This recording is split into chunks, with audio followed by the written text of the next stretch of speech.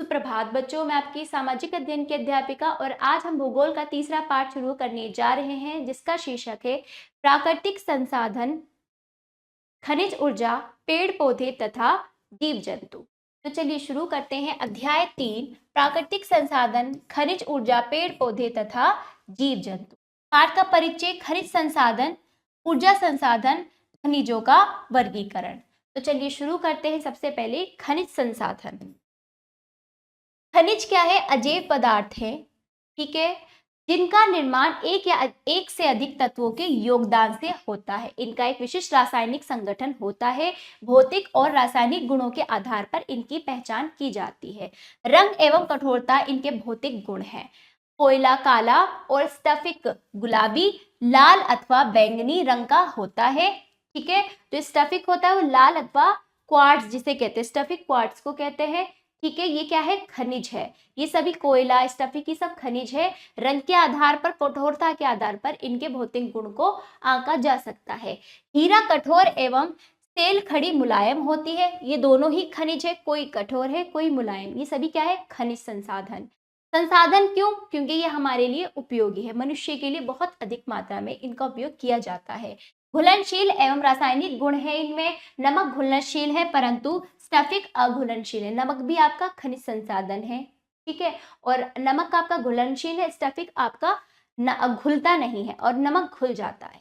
खनिज संसाधन पर किसी देश की प्रगति एवं विकास निर्भर करती है। हमारे दैनिक जीवन में उपयोग होने वाले अनेक वस्तुएं जैसे कील, तार, बर्तन, आभूषण, मशीनें, अनेक प्रकार की उपकरण खनिजों से ही प्राप्त होते हैं। खनिजों के महत्व का अनुमान इसी से लगाया जा सकता है कि मनुष्य की सभ्यता के विभिन्न काल किसी न किसी खनिज से जुड़े हैं, जैसे कांस्य युग, ताम्र युग, लौह युग और परमाणु युग के नामकरण इस तथ्य की ओर इशारा करते हैं। तो हर जब मनुष्य के प्राचीन समय में से मनुष्य जिसने अलग अलग काल में अपने जीवन का विकास किया है, हर एक काल किसी न किसी धातु, किसी न किसी खनिज से संबंधित है। तो क्या है? खनिज हमारे लिए क्या, हमारे जीवन को विकसित करते आए हैं और करते जा रहे हैं, ठीक है। खनिजों का वर्गीकरण देखिए उत्पत्ति, उपयोग और भौतिक व रासायनिक गुण के आधार पर खनिजों का वर्णन किया जा सकता है, ठीक है।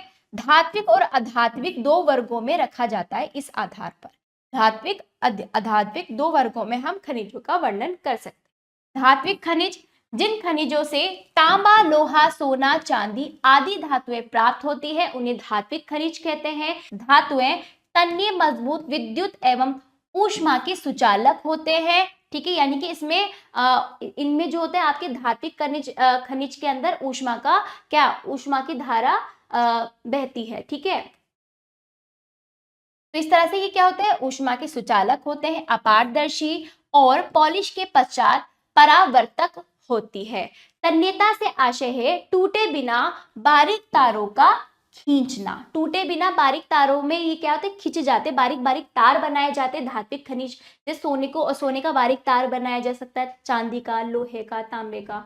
इन सब का क्या है? ऊष्मा के सुचालक होते हैं, अपारदर्शी होते हैं, ठीक। इनको पॉलिश करने पर इनका परावर्तन भी हो जाता है, पॉलिश भी की जाती है, ठीक। धात्विक खनिज प्रकृति में अयस्कों के रूप में मिलते हैं, ठीक है। अयस्कों में धातु के साथ कई प्रकार की अशुद्धियां मिली होती हैं। अशुद्धियों को अलग करके धातु को शुद्ध रूप में किया जाता है। ये जो अयस्क पहले क्या होते हैं? कच्चे माल के रूप में, अयस्क के रूप में होते हैं। फिर इनमें क्या होता है? अशुद्धियां दूर की जाती, फिर धातु बनाई जाती है। धातुओं को सामान्य गुणों के आधार पर वर्गीकृत किया जा सकता है। जैसे बहुमूल्य धातु, जैसे चांदी और सोना बहुमूल्य होते हैं। लोहा धातु है मैग्नीज एवं लोहा, ठीक है। अलोह धातु के अंदर सीसा एवं तांबा, हल्की धातु एल्यूमिनियम तथा दुर्लभ धातु जिरकोनियम आदि। इस तरह से गुणों के आधार पर धातुओं को अलग अलग वर्गों में बांटा गया है। धात्विक खनिज अधात्विक खनिजों से अधिक मूल्यवान होते हैं। तो धात्विक अधात्विक से अधिक मूल्यवान होते हैं। अब आ जाइए अधात्विक खनिज। प्रमुख अधात्विक खनिज जैसे पोटाश, फॉस्फेट, नमक, बालू, सिलिका, बजरी तथा हीरा आदि। इनका व्यापक उपयोग होता है। प्रत्येक खनिज की अलग अलग विशेषताएं होती है। अब ये सोच रहे हो कि हीरा धात्विक खनिज मूल्यवान है अधात्विक से, लेकिन हीरा तो अधात्विक है, मूल्यवान तो ये भी है। देखो बच्चों, कीमत के आधार पर मूल्यवान है, लेकिन उपयोग के आधार पर मूल्यवान का मतलब यहाँ पर जिसमें कि मनुष्य की आवश्यकता, जो धातु मनुष्य की आवश्यकता अधिक मात्रा में पूर्ण करे वो मूल्यवान। जैसे कि आप देख रहे हो सोना हीरे से ज्यादा प्रयोग में आता है, ठीक है। और लोहा, लोहे से कई सारे कारखाने, मशीनें खुलवाई जाती है। कहने को हीरा बहुत कीमती अधात्विक है, खनिज है, लेकिन इसका उपयोग इससे ज्यादा उपयोग लोहा, सोना, चांदी, इनका अधिक उपयोग किया जाता है। तो मूल्यवान क्या है? आध्यात्मिक, आध्यात्मिक से इसलिए मूल्यवान है। इनका व्यापक उपयोग होता है। किनका? देखिए, आध्यात्मिक का भी व्यापक उपयोग होता है। प्रत्येक खनिज की अलग अलग विशेषताएं होती है। खनिजों को पृथ्वी से निकालने की प्रक्रिया क्या कहलाती है? खनन। धरातल से निकट पाए जाने वाले खनिजों को निकालने की प्रक्रिया को उत्खनन कहते हैं। जो धरातल के पास निकट होते हैं, जो उस प्रक्रिया से प्राप्त होते हैं खनिज, वो उत्खनन कहलाते हैं। और पृथ्वी के अंदर से निकाले जाने वाली प्रक्रिया खनन कहलाती है। खनिजों को निकालने के लिए खोदे गए गड्ढे खदान कहलाते हैं। खान धरातल के निकट या पृथ्वी के अंदर गहराई में हो सकती है। खुले गर्त वाली खान को खुली खान कहते हैं। शैलों में खनिज व्यापक रूप में पाए जाते हैं, लेकिन इन्हें कम व्यय में नहीं निकाला जा सकता। जहां से सरलता से सुलभ होते हैं तथा बड़ी मात्रा में इनका संकेंद्रण होता है, इसलिए विश्व में खनन क्रिया सीमित क्षेत्रों में ही होती है। तो इस तरह से इसका क्या है, इसको निकालने के लिए अधिक धन की, अधिक परिश्रम की और अधिक समय की आवश्यकता होती है।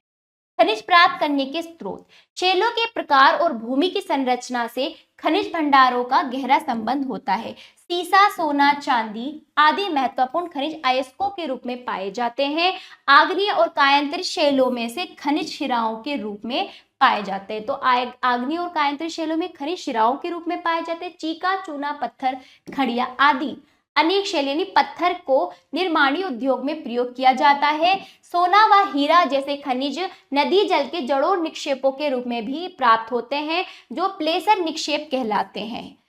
महासागरों के तल में खनिजों के विशाल भंडार उपस्थित हैं, लेकिन वे दुर्गम तथा दूर दूर बिखरे हुए हैं, इसलिए इनका आर्थिक दृष्टि से अधिक महत्व नहीं है।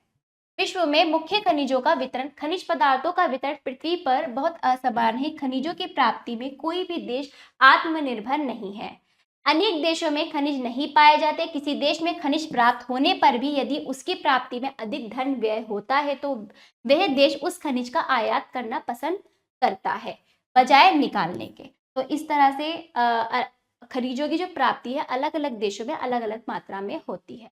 लोहा देखिए, लोहा औद्योगिक विकास के लिए बहुत आवश्यक है, अतः लोहा एक आधारभूत धातु है। आज का युग लोहे का युग है।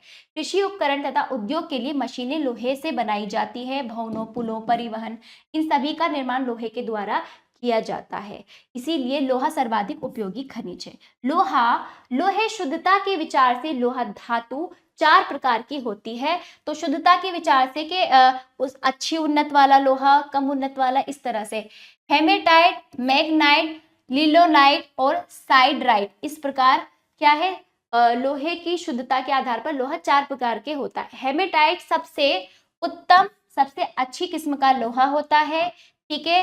इस्पात बनाने के लिए 33% लोहांश वाली धातु जरूरी है। इस्पात बनाने के लिए 33% लोहांश धातु जरूरी होती है। इस्पात निर्माण में प्रयोग होने वाले लोहे के लगभग 90% भाग संसार के 10 देशों भारत, रूस, ब्राजील, कनाडा, संयुक्त राष्ट्र अमेरिका, फ्रांस, चीन, स्वीडन, ग्रेट ब्रिटेन, वेनेजुएला में पाए जाते हैं, ठीक है। भारत, रूस, संयुक्त राज्य अमेरिका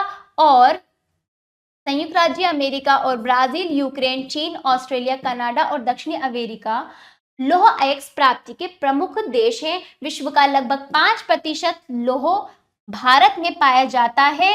झारखंड, उड़ीसा, छत्तीसगढ़, कर्नाटक, तमिलनाडु और गोवा क्या है, प्रमुख लौह उत्पादक राज्य हैं, ठीक है। यहाँ पर क्या है, उत्तम कोटि का लौह प्राप्त होता है। अब अजीत तांबा महत्वपूर्ण धातु है। सिक्के, बर्तन, औजार, केबल, विद्युत उपकरण आदि बनाने में इसका प्रयोग अच्छी मात्रा में किया जाता है। यह अयस्क के रूप में संयुक्त राज्य अमेरिका, कनाडा, चिली, ठीक है, Indonesia, Australia, Poland, Peru, Mexico, Zambia, दक्षिणी अफ्रीका एवं पापुआ न्यू गिनी में प्राप्त होता है। ठीक है, भारत में अल्प मात्रा में तांबा राजस्थान, झारखंड और आंध्र प्रदेश राज्य में प्राप्त होता है। अब आ जाइए मैग्नीज। मैग्नीज एक अति महत्वपूर्ण धातु है। इसका प्रयोग इस्पात निर्माण में किया जाता है। ठीक है, मुख्य रूप से भारत, चीन, ऑस्ट्रेलिया, दक्षिणी अफ्रीका, ठीक है, Brazil, Ukraine, Mobin, Mexico, Kazakhstan और घाना में होता है। ठीक है, भारत में मध्य प्रदेश, छत्तीसगढ़, ठीक है, मध्य प्रदेश, छत्तीसगढ़ और उड़ीसा, झारखंड, महाराष्ट्र, आंध्र प्रदेश, कर्नाटक में मैग्नीज प्राप्त होता है। बॉक्साइट, आधुनिक युग में बॉक्साइट का बहुत महत्व हो गया है। ये विद्युत एवं ताप का सुचालक होने के कारण बॉक्साइट धातु का उपयोग केबल बनाने, वायुयान निर्माण, बर्तनों, घरेलू उपकरणों, फर्नीचर बनाने में किया जाता है। एल्यूमिनियम के लिए बॉक्साइट कच्चा माल है। ठीक है, ऑस्ट्रेलिया, ब्राजील, गिनी, जमैका, घाना, हंगरी, सूरीनाम, रूस, यूगोस्लाविया, यूक्रेन, यूनान, ब्रिटिश गुयाना, कजाकिस्तान, भारत और फ्रांस में बॉक्साइट के भंडार पाए जाते हैं। भारत में मध्य प्रदेश, छत्तीसगढ़, उड़ीसा, महाराष्ट्र, तमिलनाडु और कर्नाटक आदि में बॉक्साइट प्राप्त होते हैं। तो भारत में और विश्व में कहाँ कहाँ कौन सी धातु पाई जाती है वो नाम भी दिए गए, आपको ध्यान रखने। अब आइए खनिजों का संरक्षण कैसे किया जा सकता है। विश्व में खनिज संसाधन सीमित मात्रा में पाई जाती है और जनसंख्या में क्या है, वृद्धि हो रही है। इस तरह से क्या है, खनिजों में कमी आ रही, तो इनका संरक्षण जरूरी है। विकसित देश विश्व की अधिकांश खनिज संपदा का उपयोग करते हैं, जबकि जहां केवल विश्व की 16% जनसंख्या निवास करती है।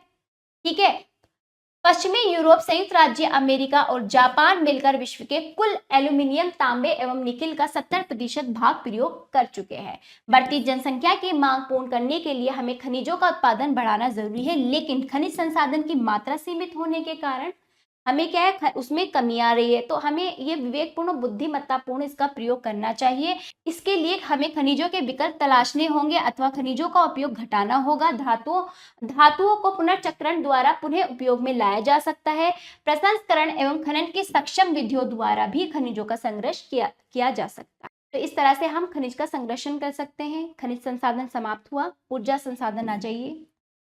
ऊर्जा संसाधन से आशय कार्य करने की क्षमता से है। इसे निम्नलिखित विधियों से प्राप्त किया जा सकता है। प्रत्यक्ष रूप से आग, धूप एवं प्राकृतिक जल स्रोत से गर्म करना। दूसरा, विद्युत ऊर्जा जीवाश्म ईंधन एवं जल से बनाई जाती है। तीसरा, संचित ऊर्जा जैसे बैटरी आदि में। तो बच्चों देखिए, कार्य करने की क्षमता, चाहे धातुओं से या फिर प्राकृतिक शक्ति से, स्रोत से, किसी भी तरह से कार्य करने की क्षमता को ऊर्जा कहते हैं। ऊर्जा संसाधन के रूप में मनुष्य के लिए किस तरह से उपयोग होता है, ये हमने देख लिया। विद्युत ऊर्जा जीवाश्म ईंधन के रूप में, ठीक है, और जल से बनाई जाती है। ये क्या है, प्रकृति से प्राप्त जो संसाधन है उससे ऊर्जा शक्ति को प्राप्त करना ऊर्जा संसाधन कहलाते हैं। तो इस तरह से बिजली सबसे अधिक महत्व रखती है ऊर्जा संसाधन में। बड़े बड़े संयंत्रों में ये उत्पन्न की जाती है। ताप विद्युत गृह में विद्युत बनाने के लिए प्राकृतिक गैस या कोयले का उपयोग किया जाता है। परमाणु ईंधनों का भी परमाणु विद्युत गृहों में किया जाता है। ऊंचाई से गिरते जल से शक्ति से जल विद्युत केंद्रों से बिजली बनाई जाती है। इसके अलावा भूतापीय और पवन ऊर्जा से प्राप्त छोटे विद्युत केंद्रों में बिजली बनाई जाती है। ठीक है, औद्योगिक रूप से विकसित देश विद्युत ऊर्जा का अधिक उपयोग करते हैं। संयुक्त राज्य अमेरिका विश्व की 25% ऊर्जा का उपयोग करता है, जबकि वहां विश्व की मात्र 5% जनसंख्या निवास करती है। संयुक्त राज्य अमेरिका में भारत की अपेक्षा 25 गुना ऊर्जा का प्रति व्यक्ति उपयोग किया जाता है। ठीक है, अब देखिए जीवाश्म ईंधन। विश्व में उपयोग की जाने वाली अधिकांश ऊर्जा आजकल पेट्रोलियम, कोयले और प्राकृतिक गैसों से बनाई जाती है। ठीक है, इन्हीं को ही जीवाश्म ईंधन कहा जाता है। यही खनिज क्या कहलाते हैं, जीवाश्म ईंधन। ये जीव जंतु एवं पेड़ पौधों के सड़ने गलने से बनते हैं। ठीक है, वनस्पति के दबने से कोयले का निर्माण होता है। ऊर्जा के ये पारंपरिक स्रोत माने जाते हैं। ऊर्जा के अन्य स्रोत सौर ऊर्जा, पवन ऊर्जा, भूतापीय ऊर्जा, परमाणु ऊर्जा और जल शक्ति ये ऊर्जा के गैर पारंपरिक अथवा वैकल्पिक स्रोत कहलाते हैं। तथ्य ज्ञान। कोयले की उत्पत्ति लगभग 300 मिलियन वर्ष पूर्व कोयले की उत्पत्ति कार्बोनिफेरस युग के दौरान हुई थी। पेड़ पौधे तथा वन हजारों फीट मोटी चट्टानों के नीचे दब गए थे, जिनमें कालांतर में अत्यधिक गहराई पर ऊंचे तापमान के कारण पुनः परिवर्तन हुए। पृथ्वी के आंतरिक हलचलों के कारण चट्टानों में मोड़ पड़ने से पीट का कोयले में रूपांतरण हो गया। पीट का कोयले में, तो इस तरह से बहुत सारे क्या थे आपके पेड़ पौधे चट्टानों के नीचे दब गए, फिर आंतरिक पृथ्वी के आंतरिक क्रियाओं के कारण, हलचलों के कारण पीट का कोयले में परिवर्तन हो गया। इस तरह से कोयले का निर्माण हुआ। जीवाश्म ईंधन का वितरण देखिए। कोयला वनस्पति का परिवर्तित रूप है जो लाखों वर्ष पूर्व पृथ्वी के परतों के नीचे दब जाता है। कोयले में उपस्थित कार्बन की मात्रा उसकी गुणवत्ता पर निर्भर, मतलब जिस कोयले में जितना अधिक कार्बन होगा वो कोयला उतना ही अच्छा होगा। कोयले की गुणवत्ता कार्बन की मात्रा बढ़ने पर बढ़ती है। गुणवत्ता के आधार पर कोयले के चार प्रकार होते हैं: पीट, लिग्नाइट, बिटुमिनस और एंथ्रेसाइट। सबसे अच्छा कोयला एंथ्रेसाइट होता है, इसमें 90% कार्बन होता है। बिटुमिनस जो विश्व में सबसे अधिक पाया जाता है, इसमें कार्बन 70 से 90% होता है। लिग्नाइट जो भूरे कोयले के नाम से भी जाना जाता है, इसमें 60 से 70% आपका कार्बन होता है। पीट कोयले का सबसे घटिया किस्म का होता है, जिसमें 50 से 60% आपका कार्बन अंश पाया जाता है। लगभग 30 करोड़ वर्ष पूर्व कोयला भंडारों की उत्पत्ति हुई थी। 30 करोड़ वर्ष पहले कोयले के भंडारों की उत्पत्ति हुई थी। रूस में विश्व के कुल कोयले का भंडार का लगभग 1/3 भाग पाया जाता है। ठीक है, रूस में सबसे अधिक पाया जाता है। भारत, चीन, संयुक्त राज्य अमेरिका, रूस, दक्षिणी अफ्रीका, ऑस्ट्रेलिया, पश्चिमी यूरोपीय देशों में विश्व का 90% कोयला पाया जाता है। भारत में मुख्य कोयला उत्पादक क्षेत्र झारखंड, मध्य प्रदेश, छत्तीसगढ़, पश्चिम बंगाल, उड़ीसा, आंध्र प्रदेश आदि राज्यों में है। राजस्थान, गुजरात, असम, तमिलनाडु आदि राज्यों में लिग्नाइट कोयला पाया जाता है। ठीक है, अब अजी पेट्रोलियम, ये सभी क्या है?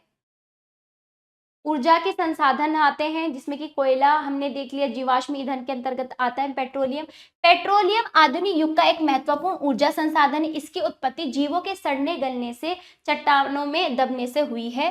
ठीक है, जिसे अब इस तरह से जीवों से उत्पन्न जो होता है, इसे जीवाश्म ईंधन भी कहते हैं। यह अवसादी शैलों में पाया जाता है। समुद्र तट के निकटवर्ती भागों में अधिकांश तेल क्षेत्र पाए जाते हैं।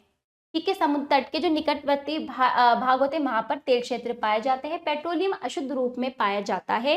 तेल शोधक, मतलब इसको शुद्ध किया जाता है, कारखानों में साफ किया जाता है। इससे पेट्रोल, डीजल, गैसोलीन, ठीक है, और केरोसिन आदि पदार्थ बनाए जाते हैं। दक्षिणी पश्चिमी एशिया में फारस की खाड़ी के आसपास संसार के 2/3 पेट्रोल के भंडार पाए जाते हैं। यहाँ सऊदी अरब, इराक, कुवैत, ईरान, बहरीन, संयुक्त अरब अमीरात आदि देश प्रमुख तेल के उत्पादक देश हैं। लीबिया और वेनेजुएला भी प्रमुख तेल उत्पादक एवं निर्यातक देश हैं। रूस एवं चीन में भी तेल के विशाल भंडार पाए जाते हैं। भारत में अपनी आवश्यकता से बहुत कम मात्रा में पेट्रोल पाया जाता है। विदेशों से हमें पेट्रोल को आयात करना पड़ता है। हमारी आवश्यकता के अनुसार यहाँ पर पेट्रोल बहुत कम है। ठीक है, भारत में सबसे पहले असम राज्य में पेट्रोलियम प्राप्त हुआ था, लेकिन अब ये भंडार समाप्त पर है। मुंबई के पास अरब सागर में स्थित बॉम्बे हाई से देश के 60% से अधिक तेल का उत्पादन किया जाता है। गुजरात में भी तेल पाया जाता है। कावेरी, कृष्णा, गोदावरी बेसिन के अपतटीय क्षेत्रों में भी कुछ तेल पाया जाता है। बरौनी, हल्दिया, डिगबोई, नूनमती, कोचीन, कोयली, मथुरा, ट्राम्बे, चेन्नई, विशाखापट्टनम, करनाल, पानीपत आदि में तेल शोधक शालाएं स्थित है।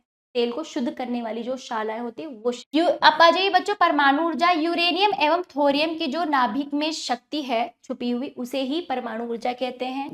ठीक है, जिसे संलग्न और विखंडन द्वारा उत्पन्न किया जाता है। संयुक्त राज्य अमेरिका, फ्रांस, नामीबिया, दक्षिणी Africa, Australia, Brazil, niger, Canada, चीन, भारत आदि देशों में यूरेनियम भंडार पाए जाते हैं। यहाँ पर सभी यूरेनियम भंडार पाए जाते हैं। भारत में केरल राज्य के मालाबार तटवर्ती क्षेत्र में थोरियम के विशाल भंडार पाए जाते हैं। दक्षिणी अमेरिका, जर्मनी, फ्रांस, पूर्व सोवियत संघ, स्वीडन, कनाडा, जापान, चीन, स्पेन, इटली, बेल्जियम, दक्षिणी कोरिया, ठीक है, दक्षिणी कोरिया आदि परमाणु ऊर्जा उत्पादन में मुख्य अग्रणी देश है। सबसे आगे जो है परमाणु ऊर्जा में, ये सभी देश आ जाते हैं। ठीक है, भारत में 4 प्रमुख शक्ति केंद्र, नरोरा जो कि उत्तर प्रदेश में, तारापुर महाराष्ट्र में, रावतभाटा राजस्थान में और कलपक्कम तमिलनाडु में, ये सभी क्या है, परमाणु शक्ति केंद्र है। गुजरात में काकरापार तथा कर्नाटक के केगा में भी परमाणु शक्ति केंद्र स्थित है। ठीक है, अब आ जाइए जल विद्युत, जो ऊर्जा का संसाधन है, जल विद्युत आ जाता है। जल विद्युत अथवा पनबिजली जिसे कहते हैं, ये गिरते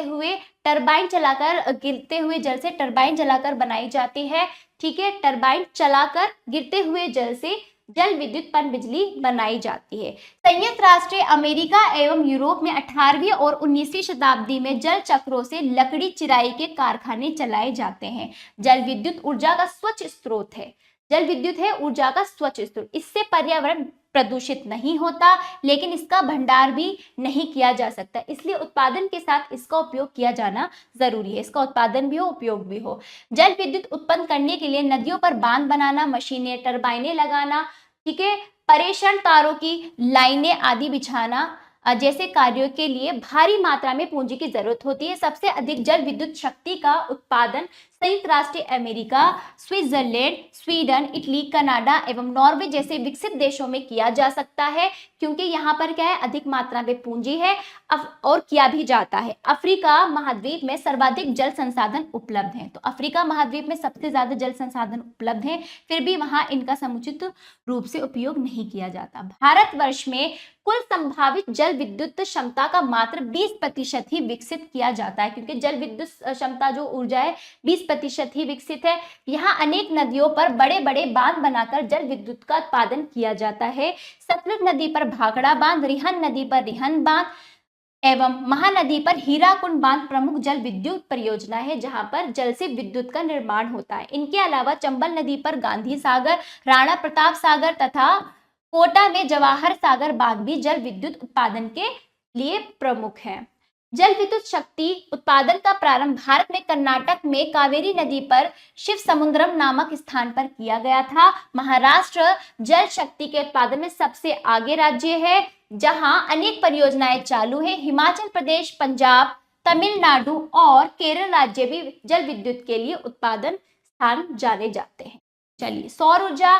सूर्य से पृथ्वी को अपार ऊर्जा की प्राप्ति होती है। पृथ्वी पर कोयले, प्राकृतिक गैस, पेट्रोलियम पदार्थों के रूप में जितनी ऊर्जा संचित है, एक अनुमान के अनुसार सूर्य से उतनी ऊर्जा मात्र 10 सप्ताह में ही प्राप्त हो जाती है। तो सबसे बड़ी जो ऊर्जा है सौर ऊर्जा है। यह ऊर्जा का अक्षय स्रोत है। यह ऊर्जा व्यापक रूप से प्राप्त होती है। विश्व के अनेक देशों में इस ऊर्जा का प्रयोग खाना बनाने, घरों एवं कारखानों एवं पानी आदि को गर्म करने में किया जाता है। सौर ऊर्जा को तापीय ऊर्जा में परिवर्तन करने के लिए सौर संग्राहकों का प्रयोग किया जाता है। जल को इससे गर्म किया जाता है। सौर ऊर्जा से फोटोवोल्टेइक सेलों द्वारा सीधे ही बिजली बनाई जा सकती है। ये अधिक सस्ता और सुलभ क्या है, ऊर्जा का संसाधन है।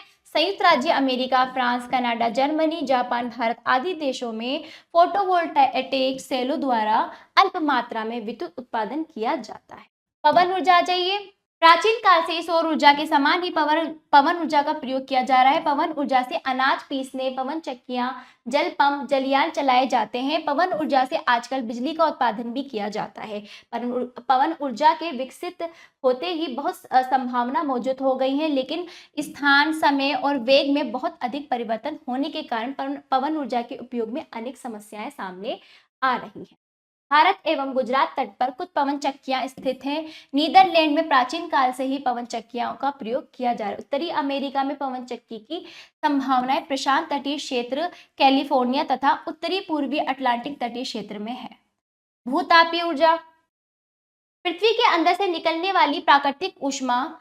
इटली में 1904 ईस्वी में भूतापीय ऊर्जा को विकसित किया। आजकल न्यूजीलैंड, मैक्सिको, जापान, रूस, आइसलैंड, हवाई द्वीप, संयुक्त राज्य अमेरिका के कैलिफोर्निया में भूतापीय ऊर्जा है। पेड़ पौधे तथा वन्यजीव जंतु संसाधन। पेड़ पौधे और वन्यजीव संसाधन के रूप में है। अभी तक सौर मंडल में केवल पृथ्वी पर ही जीवन है। ठीक है, जल मंडल, स्थल मंडल और वायुमंडल के मिलन क्षेत्र को जैव मंडल कहा जाता है। ठीक है, तो इस तरह से ये सारे मंडल जिस क्षेत्र में आकर मिलते हैं वो आपका जैव मंडल होता है। इसमें विभिन्न प्रकार के जीवों का अस्तित्व है, ठीक है। तो जीवन के मुख्य 3 रूप हैं, पेड़ पौधे, जीव जंतु और जीवाणु। समस्त पृथ्वी पर 3 लाख से अधिक पेड़ पौधे एवं 10 लाख से अधिक जीव जंतुओं की प्रजातियां मिलती है। भूमि, जल, वायु और जैव मंडल के जीवों के बीच ऊर्जा एवं पदार्थों का आदान प्रदान चलता है। पेड़ पौधे और जीव जंतु एक दूसरे पर निर्भर रहते हैं, ठीक है। ऊर्जा के आदान प्रदान से एक दूसरे पर निर्भर रहते हैं। जैसे सूर्य से क्या है, पौधे से प्रकाश संश्लेषण क्रिया, सूर्य से पौधे की वृद्धि होती है। पौधा कौन खाता है? शाकाहारी जंतु खाता है, और शाकाहारी को मांसाहारी खाता है, और मनुष्य दोनों को ही खाता है। तो इस तरह से ऊर्जा का स्थानांतरण एक दूसरे में हो रहा है।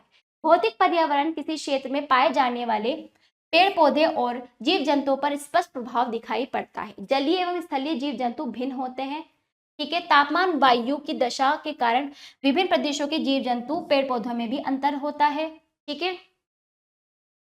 तो इस तरह से यहाँ पर स्थिर रहते हैं, जहाँ जैसे जैसा मौसम होता है वहां पर उसी प्रकार के जीव जंतु पर्यावरण के अनुसार अपने आप को ढाल लेते हैं। जीव जंतु गतिशील होते आते, अनेक प्रकार के जीव जंतु पक्षी विश्व के अनेक भागों में प्रवास भी करते हैं। उदाहरण के लिए उत्तरी साइबेरिया के हिम के ढके क्षेत्रों से शीतकाल में अनेक प्रवासी पक्षी हजारों किलोमीटर की यात्रा करके भारत के प्रवास के लिए आते हैं और ग्रीष्मकाल आने पर वापस चले जाते हैं।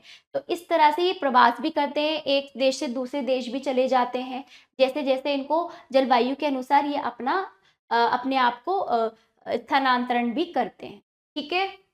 आवाजी प्राकृतिक वनस्पति, अपने आप उगने वाली वनस्पति प्राकृतिक वनस्पति कहलाती। इसके अंतर्गत वन, घास, झाड़ियां, पौधे, लताएं शामिल होते हैं, ठीक है। और ये सबसे अधिक और व्यापक रूप में प्राप्त होते हैं। तापमान एवं आर्द्रता पर पेड़ पौधे की वृद्धि निर्भर होती है। तापमान और वर्षा का जल से क्या है, अपने आप इन्हें कोई मनुष्य नहीं उगाता, ये अपने आप ही उगते हैं। तो प्राकृतिक रूप से उगते रहते, इसीलिए इनको प्राकृतिक वनस्पति कहा गया है। अधिक वर्षा, सघन और ऊंचे वृक्ष पाए जाते हैं, मतलब अधिक वर्षा वाले क्षेत्रों में अपने आप ही प्राकृतिक रूप से ये वृक्ष उगते हैं, ठीक है।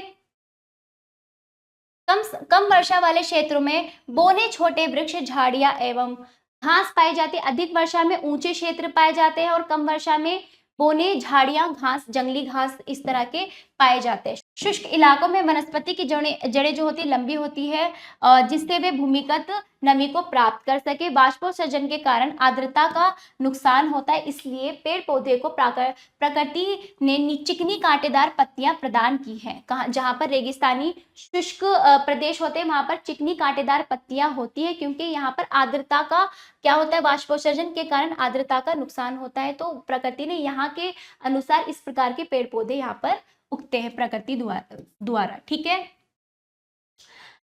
वृक्ष अपनी पत्तियों को शुष्क ऋतु में आर्द्रता की हानि को कम करने के लिए गिरा देते हैं। शीतकाल में ठंडे क्षेत्रों के वृक्ष भी अपनी पत्तियां गिरा देते हैं। तो इस तरह से अलग अलग मौसम में अलग अलग क्षेत्रों के अनुसार प्राकृतिक रूप से वहीं के क्षेत्रों के अनुकूल प्राकृतिक रूप से पेड़ पौधे उगते हैं। सभी पौधों के अंकुरण, वृद्धि, प्रजनन के लिए अनुकूल तापमान जरूरी होता है। जिस तरह का पौधा है उसको उसके अनुकूल का तापमान जरूरी होता है।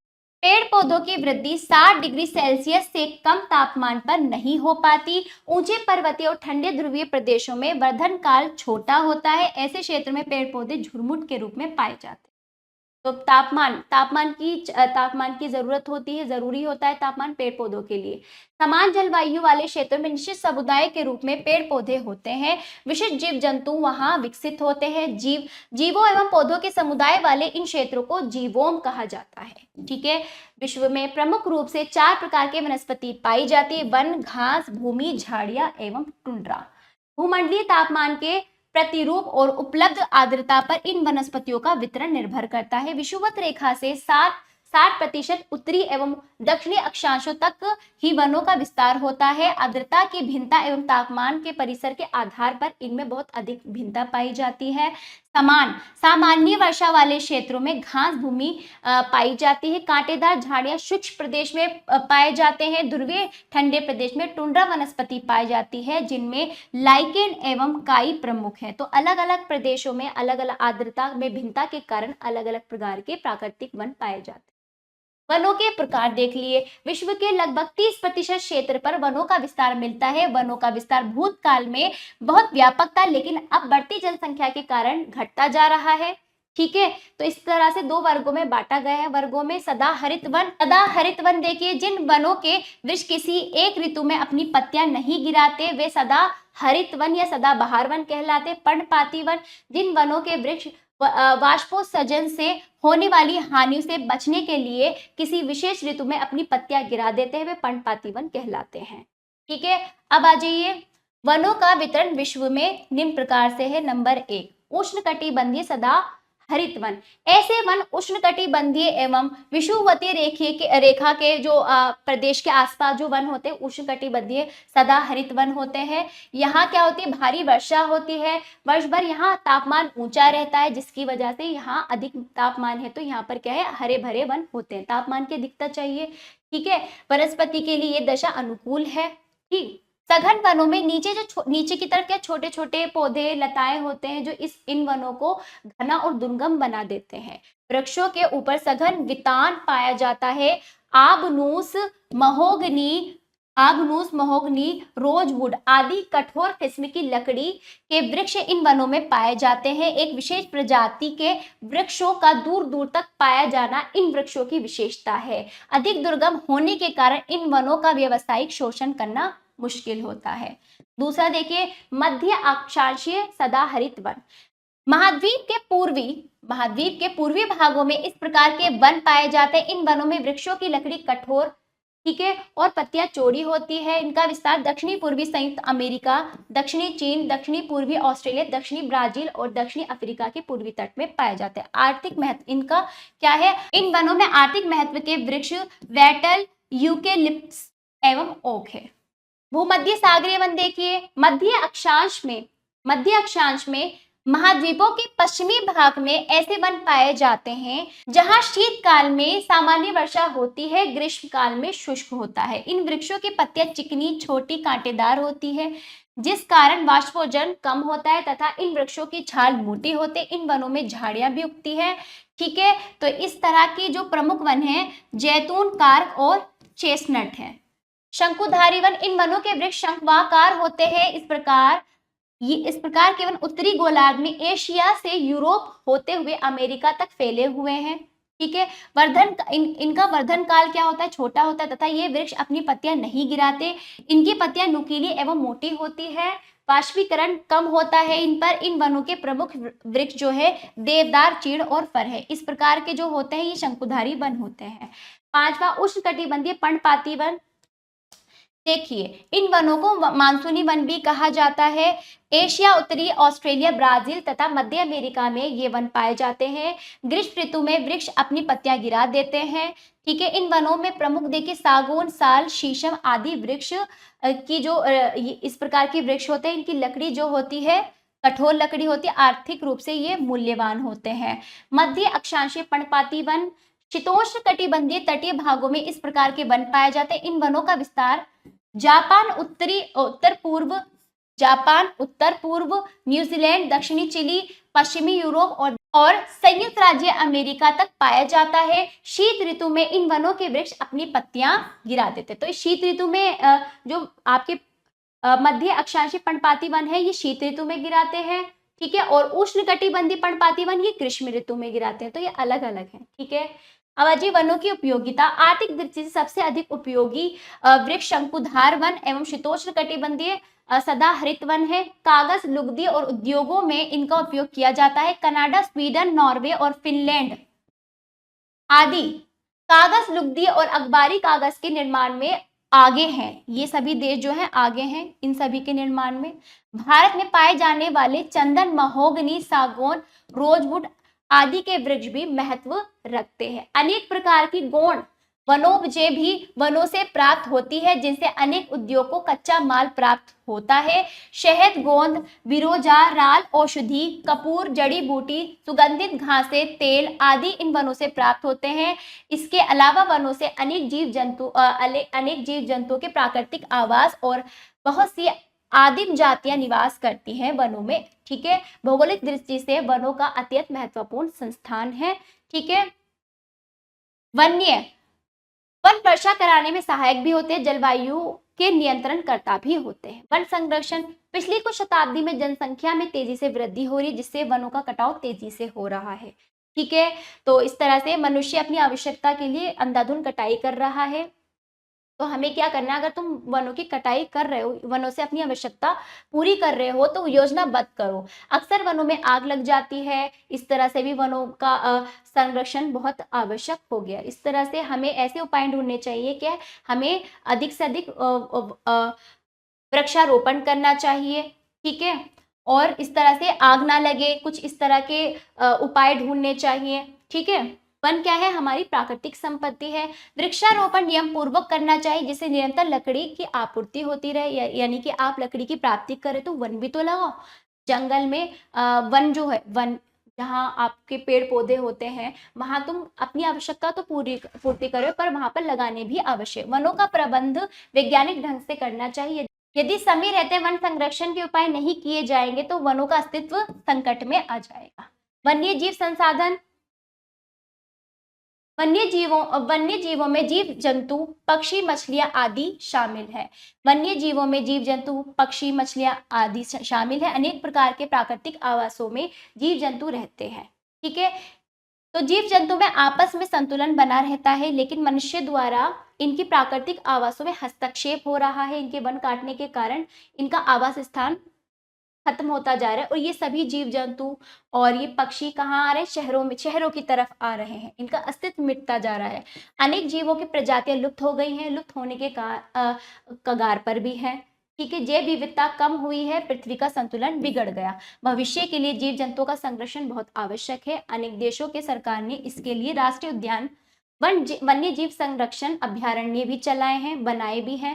ठीक है, और जीव जंतुओं के शिकार पर रोक लगा दिया गया, कानून बन गया, इसे गैर कानूनी साबित किया गया। भारत में भी हिरण, बाघ, सिंह, मोर, सोहन चिड़िया आदि के शिकार पर प्रतिबंध लगा दिया गया है। भारत अनेक राष्ट्रीय उद्यान, वन्य जीव अभ्यारण्य एवं जैव मंडल आरक्षित क्षेत्र स्थापित किए गए हैं।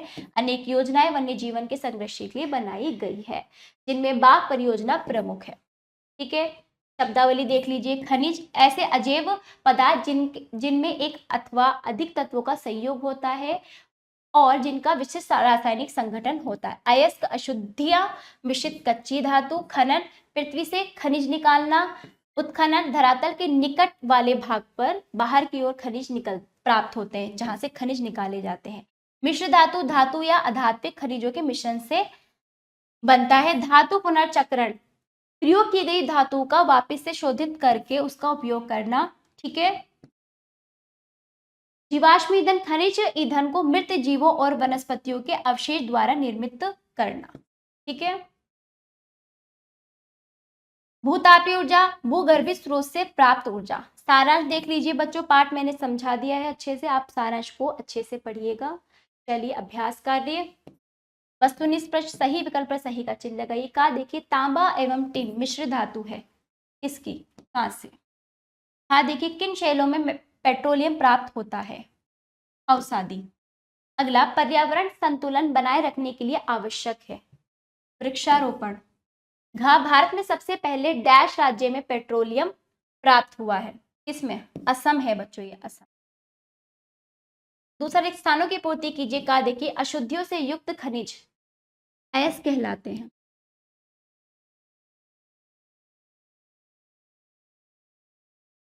तो बच्चों दूसरा देखिए, विश्व, बच्चों देखो विश्व नहीं आएगा, भारत आएगा।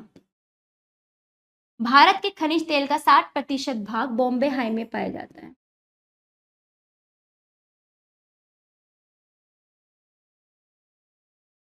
देखिए, बेकार पदार्थों का पुनः उपयोग जो होता है पुनर्चक्रण कहलाता है।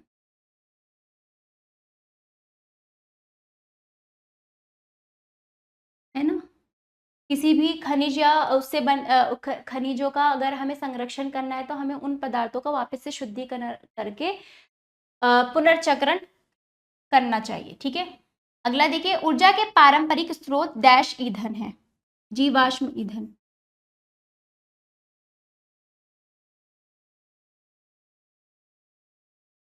ऊर्जा के पारंपरिक स्रोत जीवाश्म ईंधन है। अगला देखिए, डैश एवं डैश पर पेड़ पौधे की वृद्धि निर्भर करती है तापमान और वर्षा पर।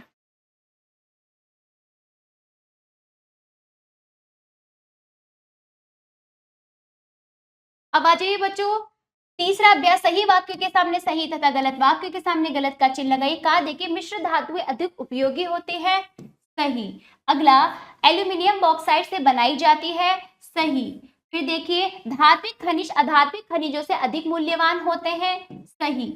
खनिजों की प्राप्ति के लिए एक देश दूसरे देश पर भी निर्भर रहते हैं, सही। अगला देखिए खाड़ी तटीय देशों में विश्व का 60% खनिज तेल पाया जाता है, गलत। ठीक है, चलिए विषय विषयनिष्ठ प्रश्न चौथा और पांचवा संक्षेप और विस्तार में इन प्रश्नों का उत्तर देने का प्रयास करेंगे। ये इस पाठ समाप्त होता है। आशा करती हूँ ये पाठ आपको समझ आया होगा। अभ्यास आप जरूर कीजिएगा। मिलते हैं अगले पाठ में। धन्यवाद।